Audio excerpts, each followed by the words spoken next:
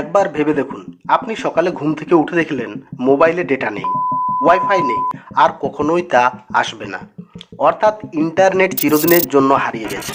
তাহলে কি হবে আমাদের জীবনে? চলুন জেনে নেওয়া যাক।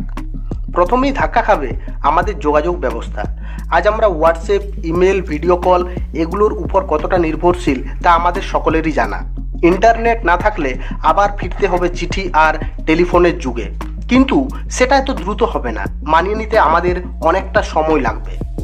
বিশ্ব অর্থনীতি প্রায় ধসে পড়বে। Online banking, share market, e commerce সব কিছু মুহূর্তে থেমে যাবে। অ্যামাজন, ফ্লিপকার্ট, গুগল এসব কোম্পানি একেবারে শেষ হয়ে যাবে।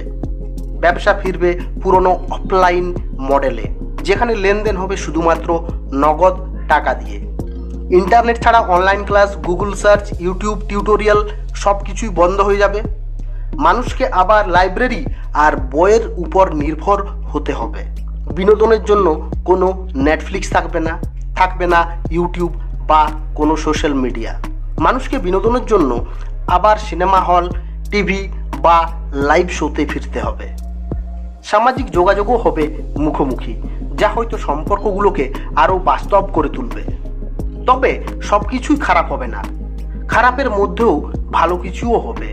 মানুষ হয়তো সোশ্যাল মিডিয়ার আসক্তি থেকে মুক্তি পাবে, প্রকৃতির সাথে সময় কাটাবে, পরিবার পরিজনের সাথে সরাসরি সম্পর্ক আরও দৃঢ় হবে।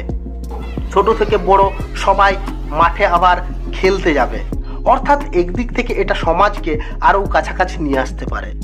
তাহলে যদি ইন্টারনেট সত্যি চিরদিনের জন্য হারিয়ে যায়, আমাদের জীবন সম্পূর্ণ বদলে যাবে। কেউ কেউ কষ্ট পাবে, আবার কেউ হয়তো তার মধ্যে শান্তি খুঁজে পাবে। আপনি কি ইন্টারনেট ছাড়া বাঁচতে পারবেন? অবশ্যই কমেন্ট করে জানাবেন।